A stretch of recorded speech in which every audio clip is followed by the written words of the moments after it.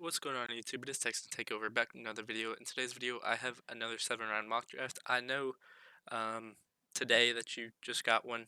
It's January 5th, so one of my 7 round mock drafts just went out, but I decided why not make another one. The Washington Commanders pick went up by one, I believe. We went from 39 to 38 as the Browns jumped the Commanders in the second round, technically. And then I believe it also infected our 5th round pick, as the Commanders are now at 106. And then the Giants pick moved down to 69 from 67 or 66.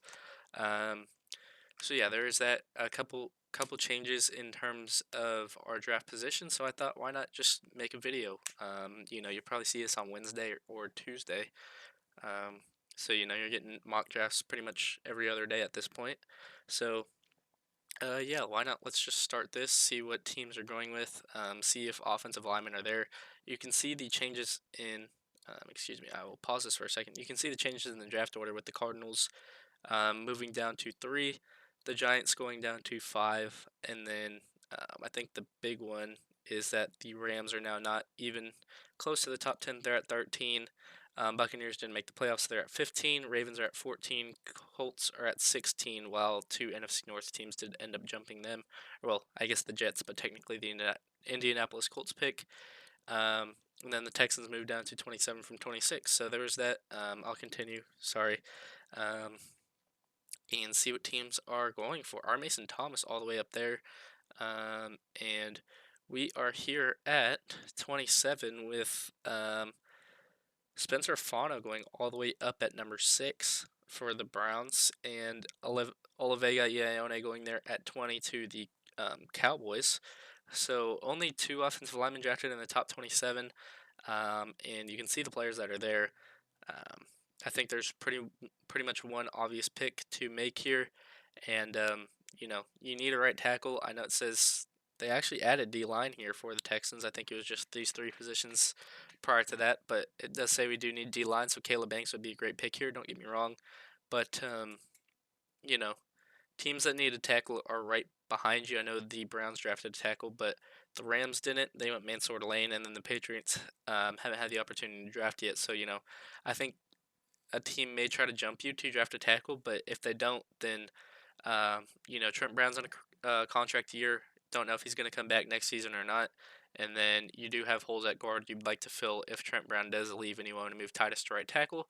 If not, you can draft this guy as your right tackle, plug and play him in, and I think he'll be one of the better offensive linemen in this class with the tape he's shown in the college football playoff specifically. And that leads me to believe that Francis Marino is going to be the pick here for the Texans at 27 if he's available, but I genuinely think he'd go before Spencer Fano does at this point um, in the draft, as we are here at 38, and I think this is best case scenario, to be honest. Um, you're here at 38, you still have 58, and then you still have 69, so you do have a lot of picks in, you know, the top 100 if you'd like to use them. And here, I talked about Caleb Banks being a potential pick there at 27. Some teams may value his injury history. It was really just this year. He only played 3 games, the last 3 games of the year, and he looked great in those 3 games. He's a guy that can really stop the run at a high rate. Very physical defensive lineman with powerful hands, and I think that's what the Texans need up the middle, is someone that can just plug gaps, use their hands to move around offensive linemen, get stuck in, and ultimately, help them out.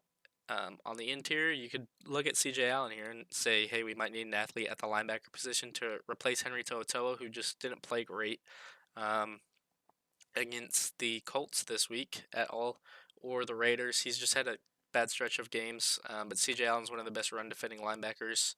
Um, To'oTo'o is pretty great at that too, but I think CJ Allen's a little more athletic, so there's potential for that. But for me personally, I think at this point I'd like Caleb Banks a little bit more than CJ Allen, if they're both available. But I could see both of these going in the first round pretty easily. If there's one that may fall, I think Caleb Banks and Amari Washington could flip, just because Amari Washington's been a little bit more dependable this year, and shown out in some very important games like the game against UNC or USC. Sorry, not UNC. But yeah, my pick here is going to be Caleb Banks. If he's there at 38, I think that's one of the steals of the draft. CJ Allen does go there at 41. And we're just going to wait here till 58 unless, Pregnon and Halsey just went. So a little bit of a bad beat there. Probably should have moved up.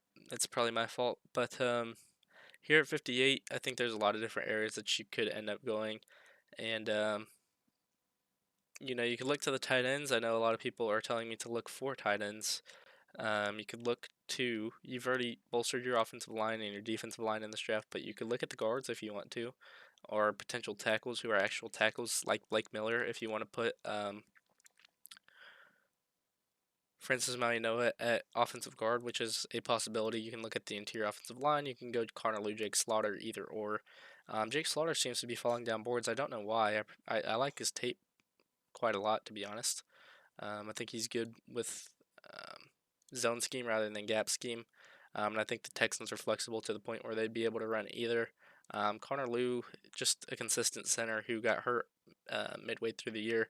Didn't finish it, but again, another great center could be center one in this class. So there's potential you look at one of these guys. Chase Basantis won't go till later in the draft. I just don't think he's that great, to be honest.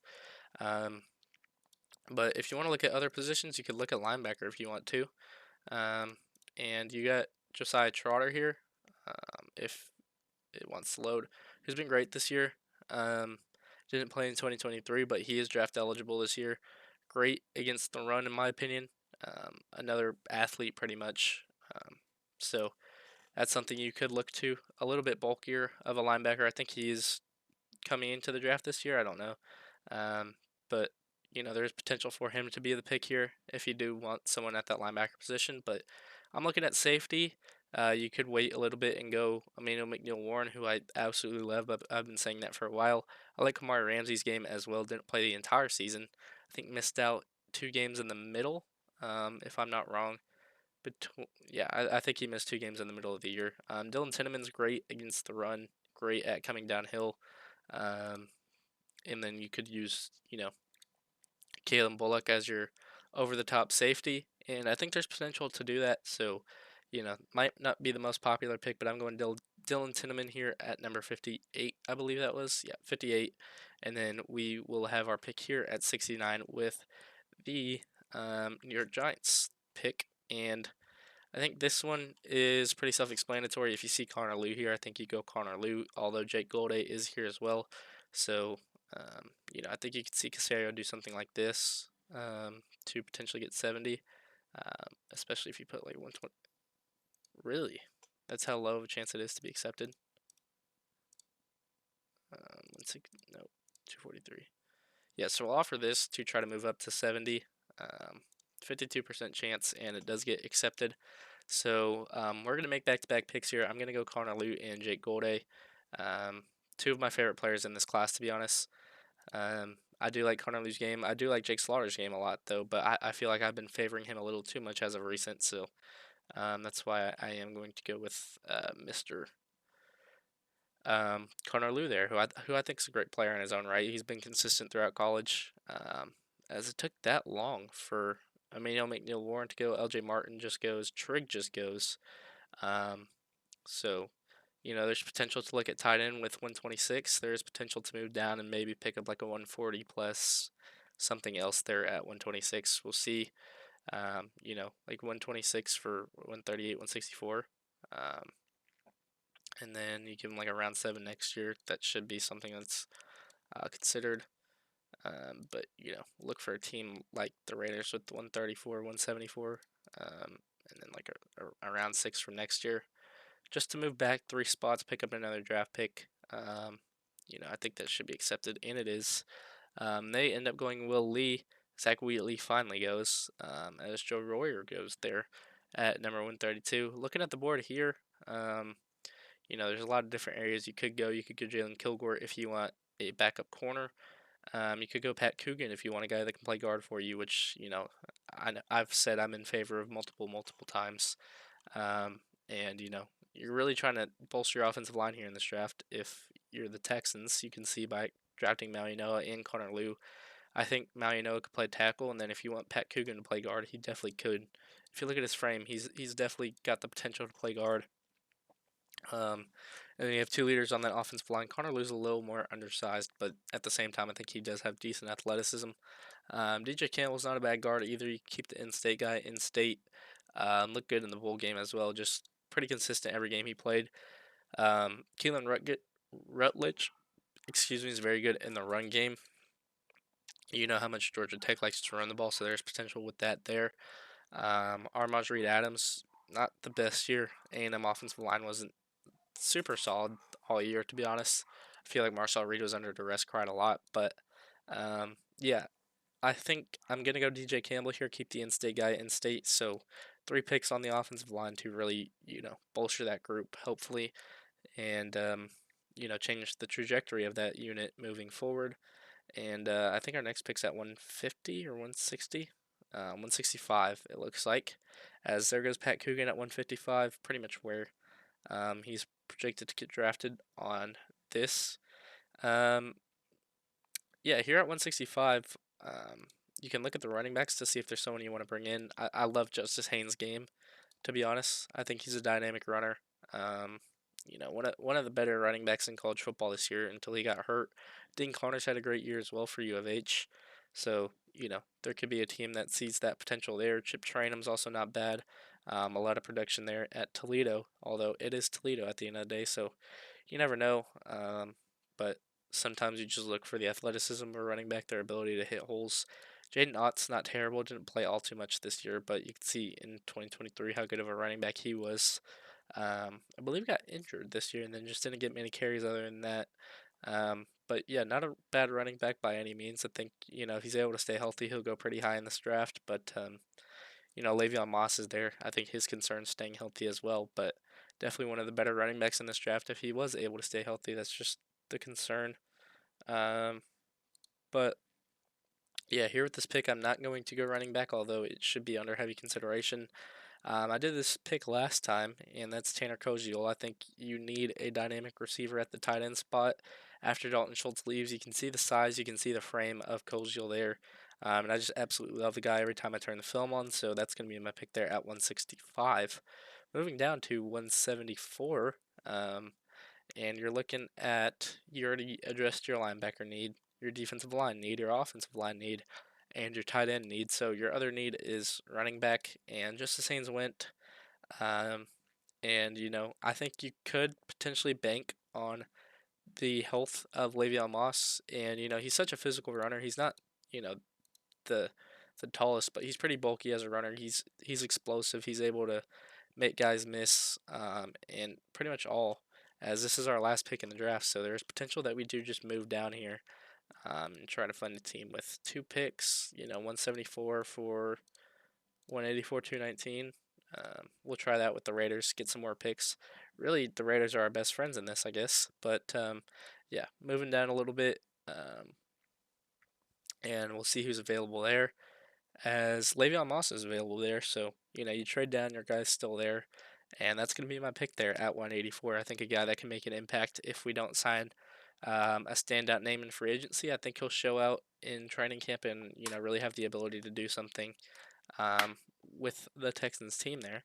As we move down to I think like 219 as our last pick in the draft, the Raiders 7th rounder there, and I think this can be a lot of different things, but why not get some defensive line depth? I guess if you want to, really help your guys out, you could go Jerry Wilson here, who's a smaller corner, probably going to play the nickel for you, but um, excuse me there. Yeah, you could go Daniel Harris if you want a lengthy corner, a guy that you can make a project out of. Just hasn't been able to stay healthy, to be honest. Other than that, I don't think there's many options there. So I'm gonna go to the top here. A guy that I really like, I think a guy that has decent size is Rayshon Benny. Just huge, able to plug up gaps, has decent athleticism as well. So that's gonna be my pick there at 219 to close out this draft, and we will go turbo here just to end it off there. As we're grading the draft, we'll see what they give us. Got 2 awards, so potentially a high grade here, as A minus, A plus, B, A minus, A minus, B, A plus, A minus, and we get an A. I will close out this full screen and zoom out a little bit so you can see the draft entirely, as it's a pretty big laundry list here. But yeah, this is probably one of the highest graded Texans drafts I've had. Um, and I just went with what I thought felt best, as That's the entire first round there. If you want to look at it, I think R. Mason Thomas is probably the one that stands out the most as the most random pick. Um, and Brandon Cisa going all the way up at 18.